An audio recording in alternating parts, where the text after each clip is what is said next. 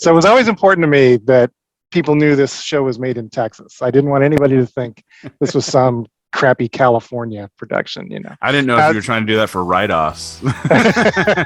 No. And the Maple Point is gone, torn down in the name of luxury apartments. It no longer exists. So, hey, everybody, this is Jeff Smith, the creator, writer, director of Stella B and the Busted League, and here's our commentary track for episode number 4. And with me are... I'm Jocelyn Tiner. I played Stella B. I'm Daniel Tuttel, and I play Stella... Dang it. I play Paul. I play Stella A. You were the understudy. Yeah. You were Stella's understudy. I was Stella B minor. If you're going to profile me, you could at least come up with something a little more original. And you could have heaped this abuse over the phone, so why are we... So this is the only time we ever shot at the Pocket Sandwich Theater. For those not in the Dallas area, this is a local dinner theater, much beloved. It has been running for what, Joss, like 32, 35 years? Close to 40. Almost 40 years at this point. Yeah, it's if not already at 40, it's somewhere in that neighborhood. Yeah.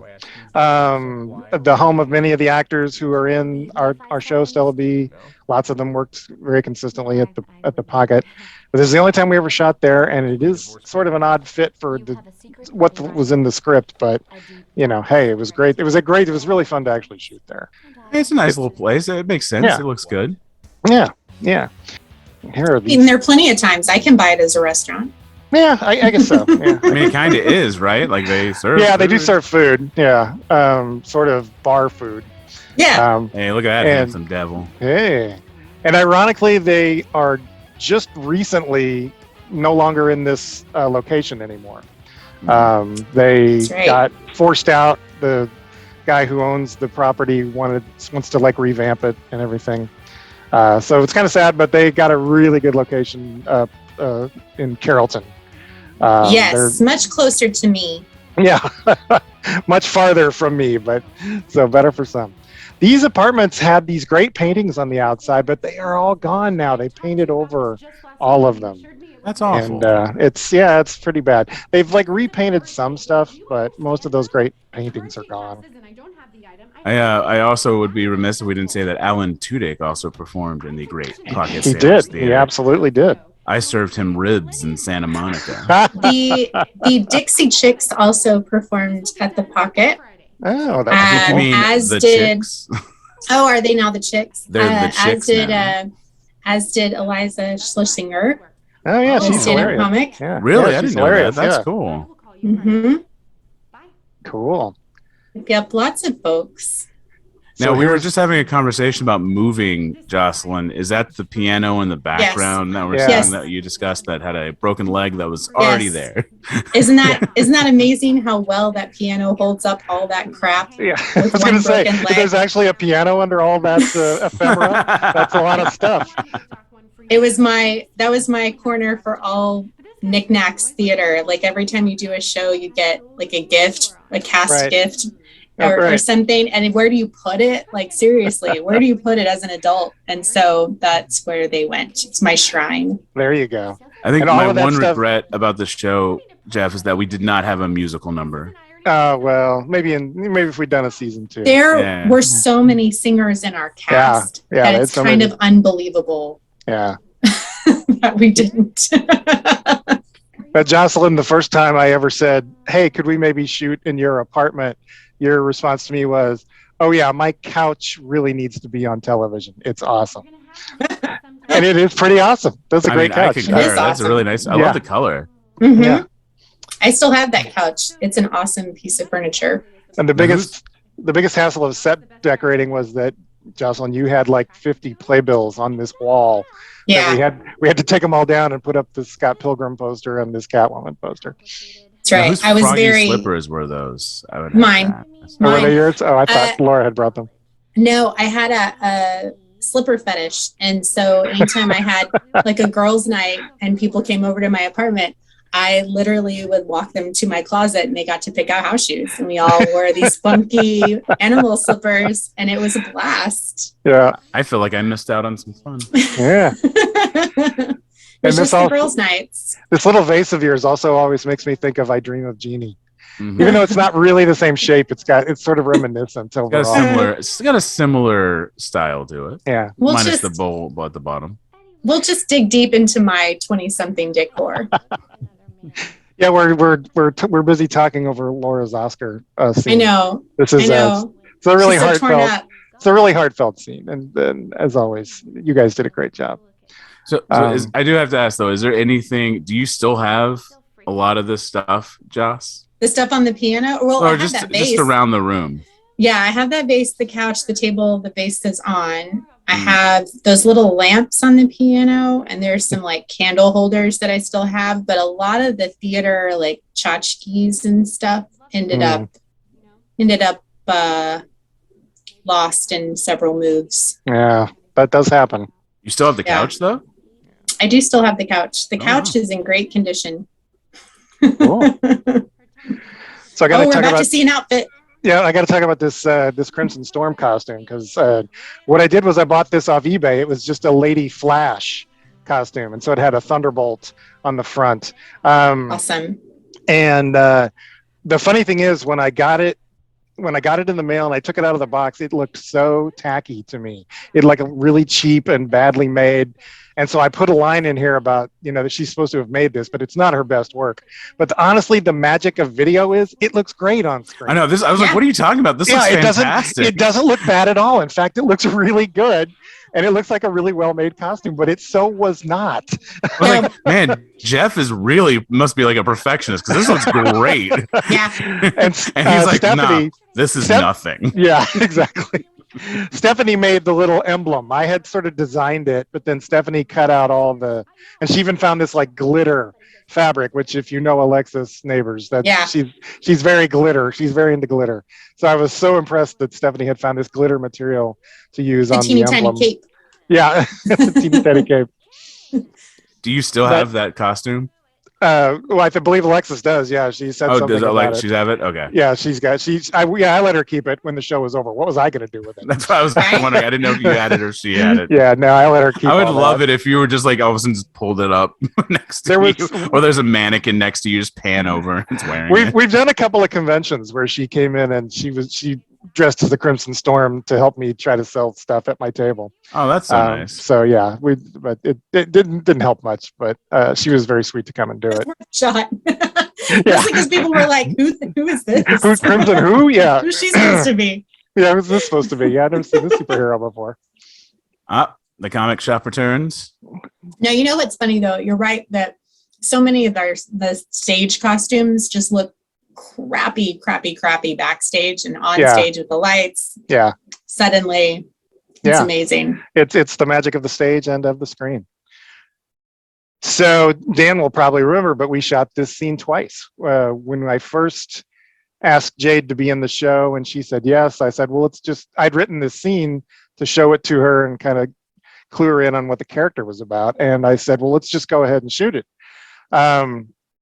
And we did, but I just wasn't happy with it. We were getting a lot of noise from the adjoining restaurant, and we filmed it like on a weeknight after the store had closed, and it was kind of late, and I think everybody was just kind of low energy. So I finally just said, yeah, let's just redo it, So in the course of filming the rest of episode 4, we eventually reshot it, and I'm really happy with this second version. First version's not bad, but this one's better.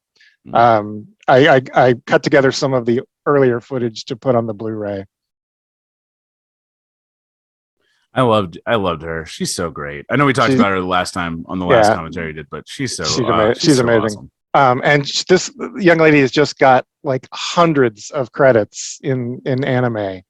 Tons of voices for Funimation. She's directed a lot of stuff for them. She's actually the most experienced film person that's in this show, and she does. I always liked how much she kind of looked like an anime character come to life. Totally does. Yeah.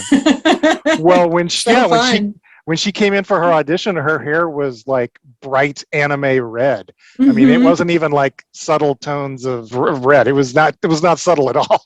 Yeah.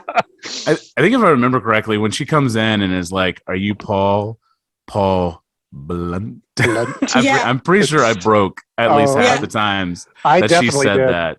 because I think every time she did it, I cracked up. Jade is very, very funny.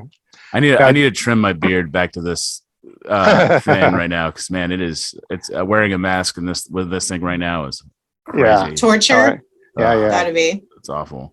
Jade did a little short horror film for me a few years after this, and that was a lot of fun too. She got to be this pint-sized serial killer. That was great. She was so great to work with. It was the first time I'd worked with her since this day. She does creepy really well. Yeah, she really did. Because we shot for long hours with really early call times, I was always looking for ways to try to keep up morale. So one silly thing I did was to steal a gag from Groucho Marx. In the first couple of months, what I would do was I would decide on a secret word, usually something innocuous like banana or automobile, definitely something that was not going to be in the script, and something that wouldn't necessarily come up in everyday conversation, but something that somebody might end up saying. And if anybody said the secret word, I'd give them like $5 or something. And if the whole day passed and nobody said the secret word, I'd add that cash to the next day's pot. It was kind of fun, and I'd say about half the time somebody won the word of the day prize. But eventually we just got so busy that I kind of forgot about doing it. But it was kind of a fun thing we did at the beginning. Here's her favorite cookie jar. Eddie's favorite cookie jar. Mm-hmm. This was one of those where I think Laura did this like 3 times. And as I'm sitting there filming it, I knew exactly which take I was going to use. There was just something about this one that was just so heartbreaking. The other 2 were good, because Laura's always good. But there was just something about this one that was just, I knew this was the one that was going to go in the show as soon as I called cut. Do you remember which take this was? I believe it was 2 of 3. I literally think it was literally the second. I think we did it 3 times, and it was the middle one. Because I always, every time, and I don't know if this is something that helps or doesn't help, but whenever I get a really good take, I always want to do another one immediately, because I always think maybe the next one will be even better. But it usually isn't. It's usually a lightning in a bottle thing. I mean, really, it just kind of depends on the actor. But yeah, it's amazing to me how often I'm standing behind the camera and I know exactly which take I'm going to use in the edit. This was at Joey's work. Joey let us into this place several times on the weekends to shoot. They had like a suite of offices, like 6 or 8 offices, and this was just one that happened to be basically empty. So we came in here. This is where we did the little funeral scene in episode 1. I kind of wanted this thing with the lav mic to be a bigger deal, like Jade, like really manhandling Alexis and getting all up in her personal space. But it was one of those things where it just seemed kind of uncomfortable. And so I didn't really push it. I just kind of left it as it is here. I very intentionally left this sheet looking horrible because I figured Dan, like me, was always too stressed. I mean, Paul was always too stressed to get to everything, and he forgot to throw this in the dryer, before he hung it up behind the actor. Man, Sophia's in the barn. What a throwback! And that show's just now ending too. Yeah, I know. That is a joke that made me laugh and has never made anybody else laugh. I don't understand. What is that referencing? I'll explain it after the commentary. Spoiler it's too long to go into. It's a Walking Dead thing. Yeah. Oh, it's a Walking Dead thing. Yeah. I never really watched. Oh, well, then it'd be too long to explain. I mean, you've already spoiled it for anyone who. Okay, well, sure. At this point, right? Right. And he just walked in. Speck. Michael, Carl, Speck. His little puppet. I know. Was the puppet originally part of the character? Or was that something he brought? Yes, no, that was actually in the script. I couldn't remember. That is a sort of a toy from the Doctor Who series from like 1974. And most of their monsters were puppets. So they eventually released this as a toy. And I thought, oh, well, Speck's got to have that on his hand. But the funniest thing was when he got to set that day and I gave it to him, he said, this actually isn't my first time with working with a puppet. So he'd done some show before where he had a puppet on his hand. So great. And now he's done many. Yeah. He's like a puppet master now. Did you know anyone in real life who walked around with a puppet on his hand? No, I It's just thought just it. out of your imagination. Yeah, I just thought it would be funny. However, Jeff, lift up your left hand. I did once see some kids who were making a film who had duct taped the microphone to a hockey stick. That was something I did see in real life. I mean, I think that's a classic guerrilla move. Yeah. In general, when it comes to filmmaking. I remember filming this. Yeah. I still have that shirt. And I may not have all of my stuff, but I still have that shirt. Now I was realizing this is actually a very rare Dan and Jocelyn scene. You guys had almost no scenes, just the two of you. And this was actually a last minute rewrite because what I originally had here was a scene that explained that Doc had a roommate named Bill, and that's why all the pictures behind him in the earlier episodes all said to Bill. But because we thought we were going to shoot at that apartment again, but we ended up doing it here. This is my mother-in-law's house. So I came up with this blabber scene at the last minute and just sent it to you guys a couple of days ahead of time. That I still have that shirt. That is actually one of my favorite shirts. I love I always really liked that shirt. Yeah. Yeah. I actually lost it for a moment and I found out like my wife like tucked it in like a drawer by accident. And so I was like, I found it one day. I was like, I love that shirt. Oh no. What's wrong with her? I know. Yeah. She doesn't hate that shirt that I'm aware of. So this is the episode where the show officially became a soap opera. there's just a lot of drama in this when we set up a lot of stuff for this in the next episode. It's okay because the music isn't soap opera. So that's really what makes it. That's true. That is true. And this little subdivision was just about half a mile from where I was living at the time. These lots are all full of expensive houses now. They're all of these empty spaces are gone completely. Hat tip to my old Jetta. Yeah. This was pretty early on a Sunday. This is again another red eye morning filming Stella B. Was it a choice for him to never wear like comic booky stuff? Because it feels like everybody else wears comic booky stuff. Well, not really, because I was told that you can get in trouble if you have a lot of people wearing licensed things in your show. Right. They can potentially sue you. So I basically told people be as non-specific as possible. Now, there are a few times when people forgot or at one point in the final episode, Jade's wearing a Led Zeppelin t-shirt, I think. And your t-shirt here, Jocelyn, is Star Trek, but it's not, it doesn't have like the logo or anything. No, it's a T-Fury individual artist rendering, right. Homage to Star Trek, right? So it's a little different. But Ben's just wearing Ben clothes. Yeah. But no, that was the main reason was that, I'd been part of what the research I had done before we started this was that to keep your characters not wearing licensed things on their shirts. The lighting in the pocket space is so good. It really is. It really is nice. Just noticing that. When I adjusted the sort of color correction on the lighting on a lot of these episodes, I didn't touch this pocket stuff. It all looks really good. It's a theater, so what do you know? It's as if they knew. Did you bring the food that those people are eating back there?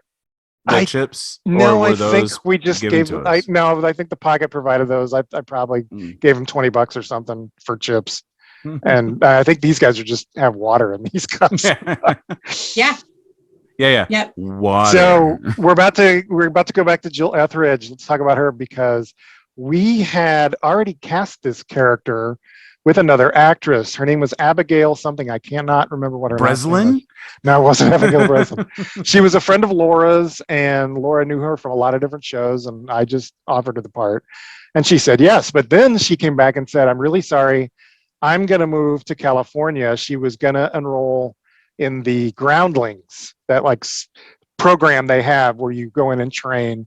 She said, I can be here on this date, so she could do episode 4, but she wouldn't be able to do episode 5. And we obviously needed the same character to be in both episodes. So we threw a whole bunch. I was just looking at some emails. A lot of names got thrown around, a lot of different actresses. And I think I'm almost positive, Jocelyn, that you're the one that actually suggested Jill. I had never worked with her, but I had just done a Mousetrap at on stage in Bedford. Right. And she did a show like right before like I just happened to have seen her on stage. Like I don't even think we ever worked together unless my memories completely failed me. But no, I remember thinking she was like a good type to be opposite Ben. Speck had done a show with her, so he gave her a really good recommendation.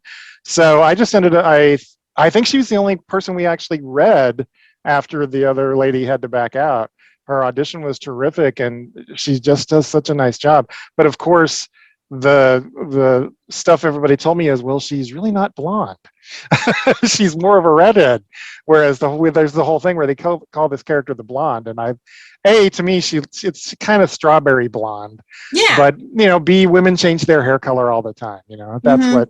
If she was blonde when she was married to Doc, sure, she could have easily. I think she's blonde enough for that to work. I agree. If you had not said that, I would have never known she was strawberry blonde. Yeah. Yeah. I adore Jill. She is the sweetest person on earth. She is such a good actress. She did an amazing job with this part. She told me that she said she was really enjoying this because she always gets cast as the perky ingenue, because she's so adorable that she always gets cast in those kind of roles. She's like, it was really fun to do bitter. It's so funny because when I saw her, like, I thought of her in like almost immediately when I was sending you suggestions not because perky.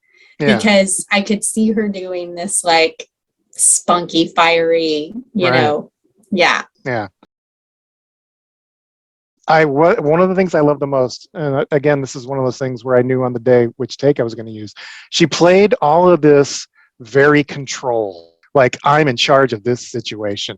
But there was one line where she says, "We were young, Marty. Nothing should have been more important." And she let her voice flutter a little bit on that line.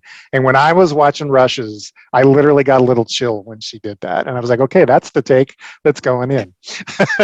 Those are fun. Yeah, those are fun. I had planned like this whole elaborate camera move I was going to do for these transitions, and it just didn't work. So what I ended up doing was copying the whiteouts from Lost and using that Lost music. Every time they would go to a flashback, there would be a whiteout, and they'd have this sort of industrial kind of sound effect. So I just ended up copying that. A joke that nobody gets now because nobody remembers Lost. That's my favorite show. Not the particulars of it. I wish I could have just recorded voiceover each, like previously on Stella B. Well, I like season 1, Dan, but that's about all I'm going to give you. Oh, it's the greatest show of all time, and I will take that to my grave. I love that show. The title of this episode, Bastille Day, is pretty much my homage to one of my all-time favorite rock bands, namely Rush, who have a song called Bastille Day on their album, Caress of Steel. Even though there's basically absolutely nothing about the content of that song that's reflected in this episode, I still just thought it was a cool title. We're missing the famous telepathic communication scene. I love that. So much fun.